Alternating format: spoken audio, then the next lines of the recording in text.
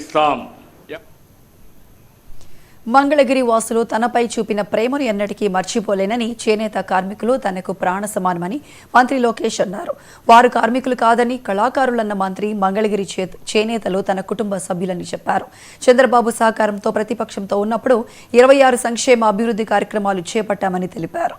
చేనేత ఆదాయం రెట్టింపు చేయాలని లక్ష్యంగా పెట్టుకున్నామని వ్యాఖ్యానించారు. అందరూ చేనేతల్ని కార్మికులు అంటారు,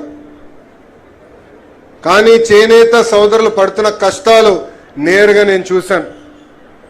దారానికి రంగు ఎక్కించేదాని దగ్గర నుంచి మగ్గాల పైన చీరనేసే వరకు అహర్నిశలు శ్రమిస్తారు, కష్టపడతారు, అద్భుతమైన డిజైన్స్ తీసుకొస్తారు. అందుకే నేతలందరినీ నేను చేనేత కళాకారులని ఈ సభాముఖంగా పిలుస్తున్నాను. 2019లో 21 రోజుల ముందల తెలుగుదేశం పార్టీ అభ్యర్థిగా మీ ముందరకు వచ్చా. మంగళగిరి నియోజకవర్గంలో 5300 ఓట్లతో ఓడిపోయా. కానీ మంగళగిరి పట్టణం ఆనాడు నాకు 7000 ఓట్ల మెజారిటీ ఇచ్చింది.